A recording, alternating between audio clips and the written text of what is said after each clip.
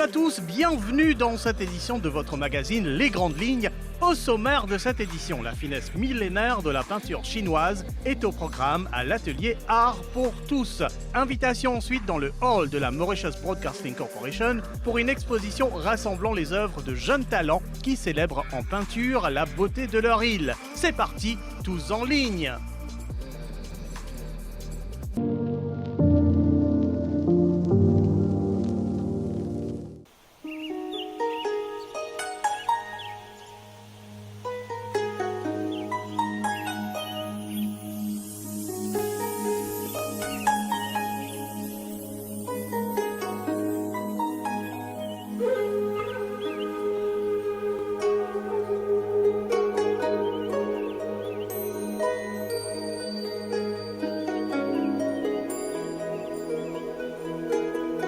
Jusqu'au 14 novembre, l'atelier Art pour tous vous propose une exposition qui ne manquera pas de respirer la légèreté et la délicatesse. En effet, la classe de peinture chinoise de ce lieu consacré à l'art profitait de cette fin d'année pour proposer au public des œuvres issues de cours animés par Marjorie Nadal. Tout au long de l'année, cette dernière aura enseigné à ses élèves les bases fondamentales de cet héritage culturel chinois. Un art aux multiples facettes, à la frontière de la peinture et la calligraphie, qui unifie également inspiration, maîtrise, contemplation et méditation. Le vernissage de cette exposition, intitulée Un parfum de Chine et d'ailleurs, se tenait durant la soirée du 5 novembre en présence de la directrice du Centre culturel chinois.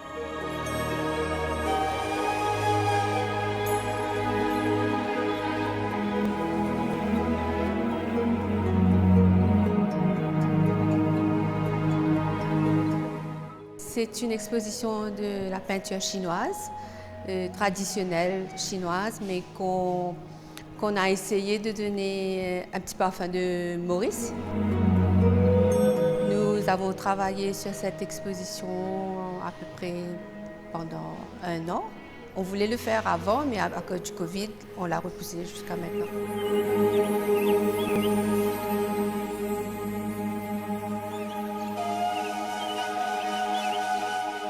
La peinture chinoise a ses débuts dans la calligraphie chinoise. C'est la calligraphie chinoise qui est venue avant. Et puis de là, les grands maîtres ont commencé à peindre. Et la particularité de la peinture chinoise, c'est qu'on ne dessine pas, on écrit le dessin.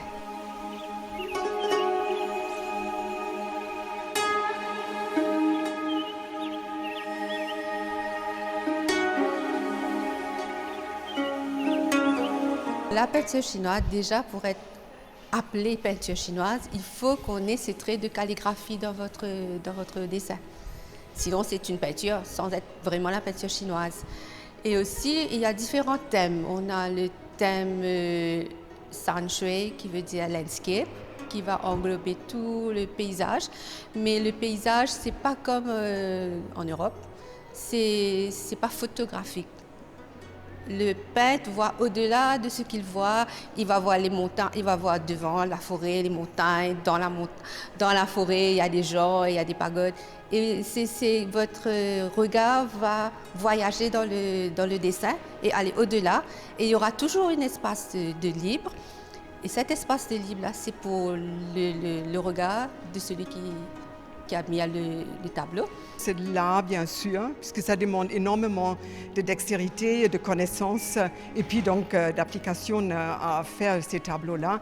Mais aussi, c'est de la spiritualité, c'est la poésie chinoise, puisque c'est ça, en fait, tous les tableaux, ils ont quelque part un message, que ce soit un message de paix, que ce soit un message pour la nature, comme on peut par exemple voir les phénix. Les phénix, ça représente la résurrection, ça représente le renouveau avec la vie.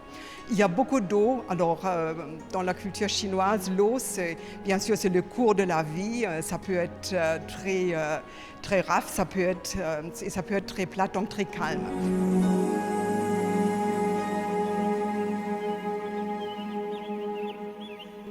On a le Flower and Bird. On a les personnages. Et aussi, on a un style qui s'appelle Gongbi. Gongbi, c'est un meticulous painting, très méticuleux, avec beaucoup de détails. On en a fait beaucoup dans notre expo, parce qu'on a commencé avec ça, qui demande beaucoup de patience, qui prend parfois des mois à terminer.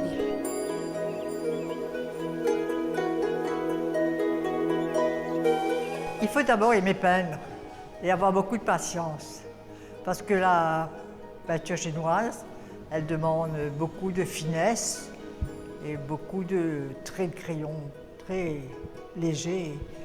Et c'est ce que j'aime aussi. Ça vous fait voir de nouveaux horizons. Quand vous êtes seul, ça meuble votre temps. Quand j'étais jeune, j'aimais beaucoup de dessiner.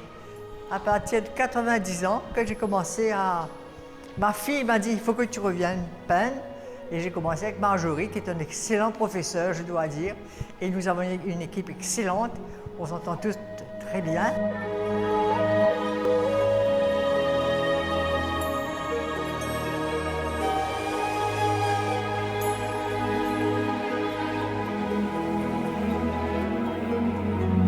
J'ai toujours été très intéressée par l'art chinois, par la culture chinoise. Et puis donc j'ai beaucoup d'amis chinois ici à l'île Maurice. Et c'est une de mes amies, elle m'a introduit, elle m'a dit il faut absolument que tu fasses l'art chinois, la calligraphie. Pour moi, c'était très important de faire la calligraphie. En fait, finalement, je suis arrivée effectivement à la peinture chinoise, bien que je suis un petit peu orientée vers la spiritualité, donc en quelque sorte l'abstrait aussi.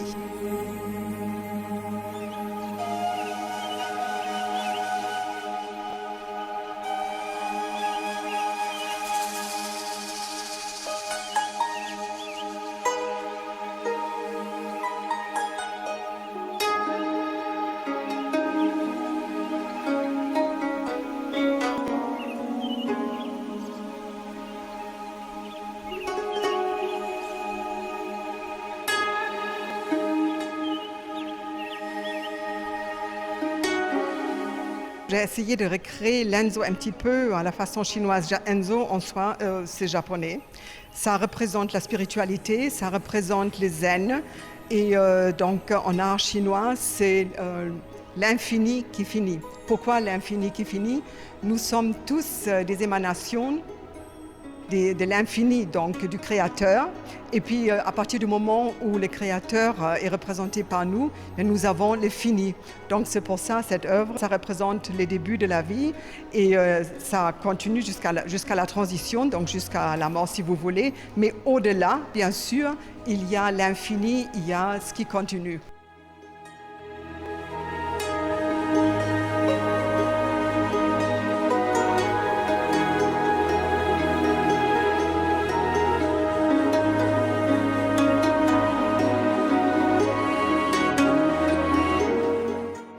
La calligraphie, c'est la méditation. Vous faites la calligraphie, ça va rentrer dans la méditation. Et vous faites un paysage de sanctuary landscape, c'est toute une poésie, c'est toute la philosophie de l'artiste qui va se refléter dans son dessin. Et dans son dessin, normalement, vous allez voir, nous, on ne l'a pas fait parce qu'on ne connaît pas trop écrire le chinois. Mais dans tout dessin chinois, vous allez voir une calligraphie. Ça, c'est un petit poème qui va être lié avec le dessin et qui va nous dire comment l'artiste était quand il faisait, pourquoi il a fait ce dessin, qu'est-ce qu'il y avait dans sa tête, qu'est-ce qu'il ressentait, ses sentiments et sa philosophie à lui.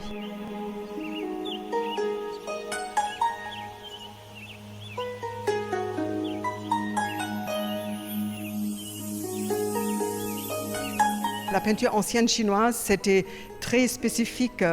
L'abstrait n'y était pas. Il y avait la calligraphie, donc il y avait les lettres, etc., qui avaient, toutes les lettres, ils ont leur signification. Et chaque lettre aussi une poésie qui va avec. Mais c'est dans les années 60 que même en Chine, on commençait avec Ai Weiwei et d'autres artistes chinois donc d'apporter une touche d'abstrait. Donc un renouveau un petit peu différent de ce qu'on connaît jusqu'à l'heure.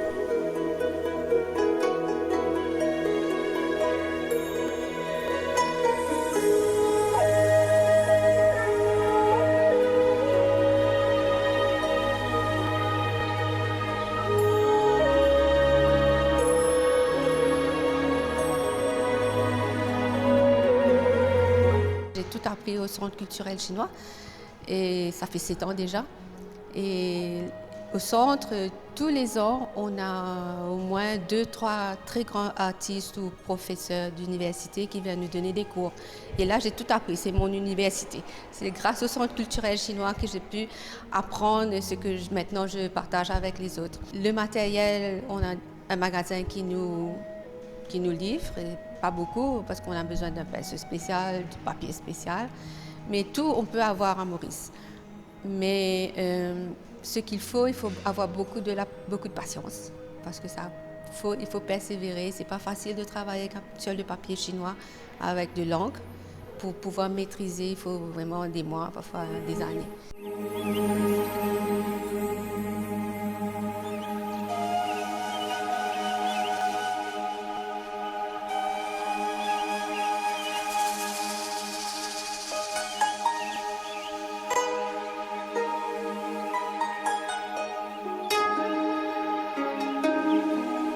Nous avons les paysages, nous avons aussi des animaux et il y a des symboles ou des codes comme on appelle ça et bien sûr aussi des personnages, les sages chinoises, etc. qui sont représentés à travers nos tableaux. C'est très important de faire voir que nous pouvons faire différentes choses et chacune selon ce qu'elle aime faire, bien entendu, et c'est la diversité partout.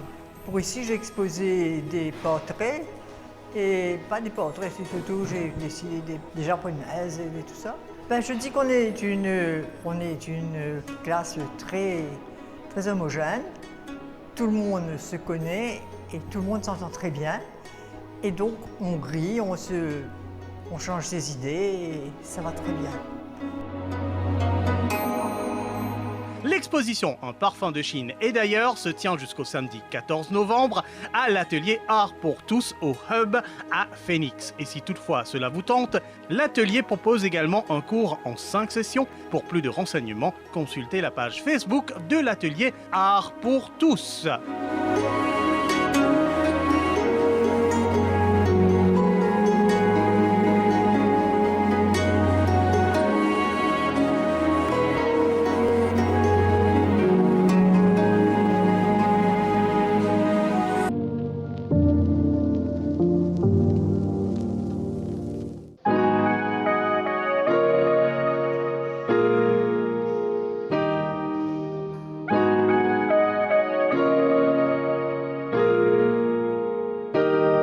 Rendez-vous maintenant chez nous. Et oui, encore une fois, la MBC, votre station de radio-télévision nationale, se propose comme espace culturel afin d'accueillir l'exposition Nous-Îles. Jusqu'au 15 novembre, un collectif de jeunes artistes réunis par Christopher Colin expose dans le hall de la station nationale leur vision artistique de leur île. Jean-Yves Lonflet et Roselyne Désiré s'associent au commissariat de cette exposition. Un parrain de marque également pour cette manifestation, Pierre Argot, l'un de nos maîtres contemporains, était présent le jour du vernissage, le vendredi 6 novembre.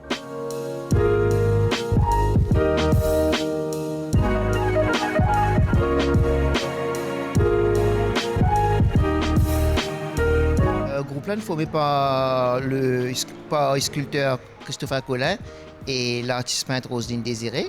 Et quand ils viennent vers moi et Jean-Yves, et il y a un groupe de jeunes qui ont envie de faire une rencontre. Et est-ce qu'ils t'ont accepté pour rencontre ce groupe de jeunes là? Mon diabana, oui, automatiquement, oui. Et quand on trouve le niveau de travail, ça va jeune là, en tant que professionnel qui fait pas aider ça groupe de jeunes là. Je ne crois pas au hasard et je pense qu'on aurait dû se rencontrer. Et tout ça, c'était durant le confinement. Où Christopher Colin, je crois, il s'est dit on est à la maison, qu'est-ce qu'on va faire en tant qu'artiste? Allons faire des choses tous ensemble par rapport au Covid-19. Et donc, chacun dans son coin a fait un tableau et on a fait une petite vidéo qui après a été postée sur la page d'un journal. Et c'est là qu'on s'est découvert les uns aux autres. Surtout les jeunes, je pense qu'ils se connaissaient déjà parce qu'ils sont tous un petit peu dans la même institution. Et puis donc finalement, après le confinement, Christopher s'est dit mais il faut rassembler ces jeunes. Et nous faisons un regroupement avec un artiste pour nous découvrir le talent. À travers ce regroupement-là, nous faisons une sélection Et c'est un artiste qui nous sélecté de participer à nos îles à NBC. Et quand la MBC a offert le rôle, on s'est dit, voilà une occasion de pouvoir montrer ces jeunes artistes. Nous choisissons un thème, le thème c'est nos îles, et les jeunes interprètent vision de l'île Maurice dans une façon, et pas nécessairement de rester un sujet, de cause plusieurs sujets.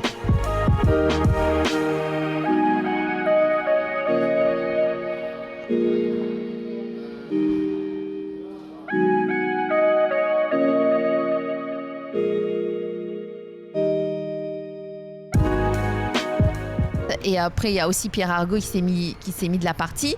Et je crois que Pierre, il les aide beaucoup en les apprenant à comment critiquer, comment regarder un tableau. Et donc tout ça, je pense que ça fait partie de cette rencontre, de cette belle rencontre qui a eu lieu. Et ceci grâce au confinement, comme quoi le confinement est une bonne chose. Tout ce qui concerne des jeunes, je marche. C'est-à-dire que, arrivé à mon âge, on a besoin de faire un transfert. Le transfert de connaissances. Donc tout ce qu'il y a par rapport aux jeunes concernant la créativité, je suis présent. Donc je l'ai accueilli vraiment avec brio, avec joie. J'ai découvert Pierre Argot l'année dernière durant l'expo qui a eu lieu, son expo qui a eu lieu l'année dernière, et j'ai découvert cet artiste.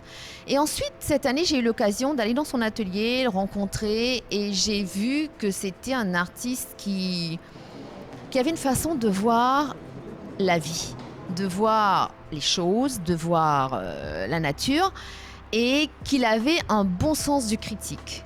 Et surtout, c'est un artiste qui a une vision sur l'art à Maurice. Il a vraiment envie que l'art progresse, prospère, parce qu'il est pour lui, même si c'est difficile de gagner sa vie en tant qu'artiste, peintre, mais c'est possible, c'est pas impossible. Et donc voilà, et je me suis dit, ce serait bien de l'avoir pour le vernissage, qu'il vienne et qu'il parle à ces jeunes. Et donc aujourd'hui, il est venu, il a voulu les rencontrer. Et ça s'est bien passé, j'espère, parce qu'il voulait les faire justement que chacun puisse critiquer le tableau de l'autre. Et quand je leur ai parlé après le départ de Pierre, ils m'ont dit mais c'est une bonne chose parce qu'on apprend en fait, on a appris.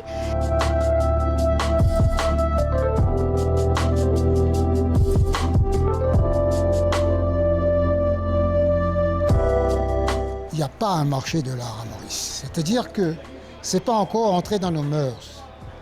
Vous savez, dans certains pays, il y a les banques qui achètent des œuvres d'art et qui, entre nous, qui investissent énormément. Pour eux, c'est un investissement. Alors que l'argent rapporte des fois 5-10% l'an, alors que l'art peut rapporter beaucoup plus que ça. Donc certaines banques, certaines institutions, ils font un investissement en achetant des œuvres énormément. Il y a par exemple la Deutsche Bank en Allemagne, ils ont 3 sous-sols remplis d'œuvres d'art. Donc si ça commence par là, des institutions qui achètent des œuvres d'art, ce qui fait qu'il va y avoir un grand nombre d'artistes qui vont travailler. Vous avez compris? Alors donc, nous n'avons pas de marché, il y a sauf quelques amateurs. Entre nous, il y a 1 millier au maximum.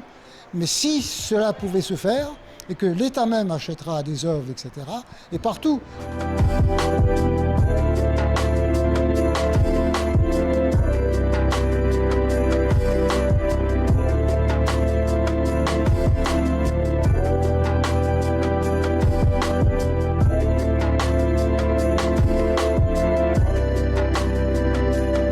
Valérie propose-nous le local de la MBC, nous dit c'est une occasion pour nous et en même temps qui fait nous pas venir parce que c'est gratuit et en même temps nous avons pas mal d'opportunités pour faire les jeunes découvrir, les autres jeunes découvrir les talents, les jeunes qui exposent là. Alors il faut que désormais la MBC puisse avoir des structures pour suspendre des tableaux parce qu'on ne peut pas clouer les murs, on ne peut pas ça. Il faut avoir des cimaises qui sont tout près. Donc ce lieu aurait pu devenir une petite galerie. C'est-à-dire que tous les gens qui passent par là, ils voient des œuvres d'art. Vous savez, vous donnerez la chance à plein de gens tout autour de vous, des jeunes surtout, à exposer les œuvres. C'est comme ça qu'on voit. Il faut que dans ce pays, il y ait un maximum d'exposure, comme dirait l'anglais. Partout où vous voyez, vous avez des œuvres d'art partout. Alors si ça peut se faire, pourquoi pas ?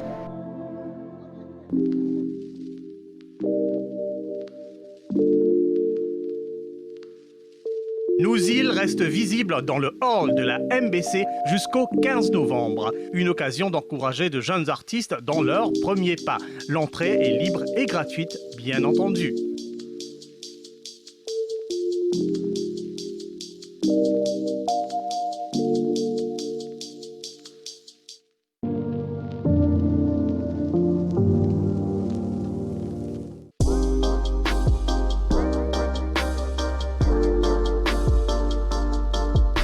Nous voilà presque à la fin de cette édition des Grandes Lignes. Avant de se quitter, quelques dernières invitations à des événements en cours que nous vous conseillons vivement. Nous y reviendrons dans nos prochaines éditions. 2 grands rendez-vous vous attendent à l'Institut français de Maurice à Rosil, à commencer par la 4e édition de SAGAM, Nuit de la danse contemporaine, à ne pas rater. Ce sera ce vendredi 13 novembre dans les locaux de l'IFM à partir de 20h. Un mot du chargé de mission culturelle. Cette année, SAGAM prend une forme un petit peu différente, c'est-à-dire que SAGAM jusqu'à maintenant c'était un véritable festival avec plusieurs soirées, plusieurs événements, plusieurs jours. Là, cette année, avec le contexte un peu particulier qu'on connaît tous actuellement, ça va être le temps d'une nuit, d'une soirée, et on l'a appelé du coup la nuit de la danse. Qui va se passer à l'IFM et on est particulièrement heureux et honoré de l'accueillir. C'est un événement qui nous tient beaucoup à cœur. L'ambition, c'est de montrer le meilleur de la danse contemporaine à Maurice, 100% mauricienne. Donc ça va être une très belle soirée à partir de 20h vendredi. On va avoir droit à 7 pièces dansées dans différents espaces de l'Institut. On va démarrer du parking jusqu'à l'amphithéâtre.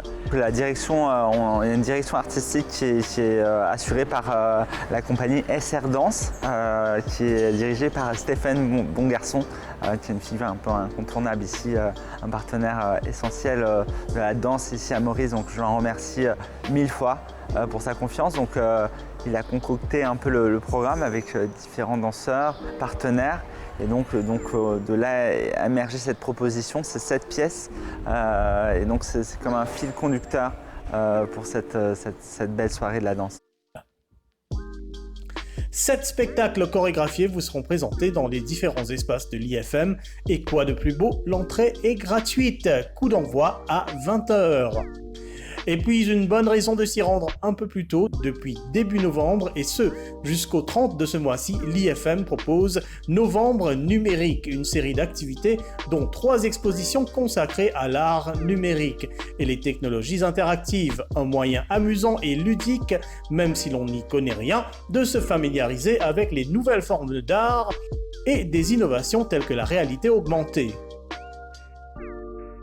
L'Institut français a organisé cette programmation autour de Novembre numérique, des cultures numériques, dans l'idée qu'elle s'adresse à un public intergénérationnel. Donc ça c'est essentiel. On peut, à travers les différents temps forts de ce mois, le public, peu importe l'âge, peu importe sa spécialisation, sa connaissance de l'outil numérique, peut trouver des propositions qui l'intéressera. C'est notamment le cas dans les expositions. Elles sont ouvertes à tous, du plus jeune âge jusqu'à un âge plus avancé. On peut y trouver un intérêt. Elles sont à lecture multiple, donc j'invite vraiment tous ceux qui le souhaitent, sans restriction aucune, de venir découvrir les différents événements qui composent Novembre numérique.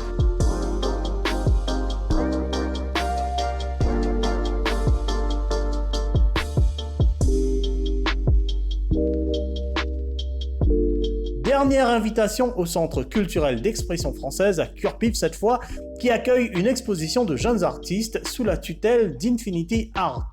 Nous y reviendrons, c'est à voir jusqu'au samedi 14 novembre. Je suis émerveillé, vraiment, parce que vraiment les artistes mauriciens ont du talent et nous sommes là pour exposer leur talent, pour qu'ils aient une visibilité. Nous avons réussi ce soir à accueillir 32 artistes, ce qui est pas mal du tout. Et je crois que ça va être le commencement d'une série. Parce que nous espérons qu'ainsi, tous ces artistes émergents auront l'occasion, dorénavant, de savoir qu'au Centre culturel, régulièrement, au moins 2 fois l'an, il y aura une exposition et donc ils pourront travailler à cet effet.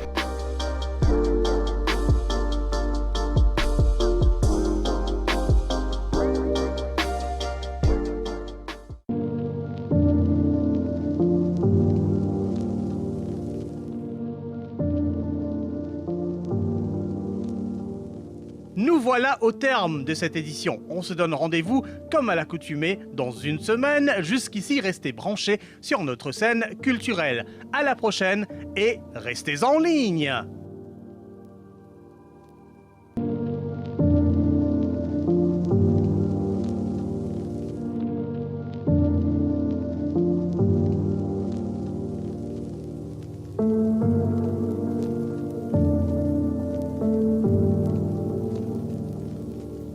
Thank you.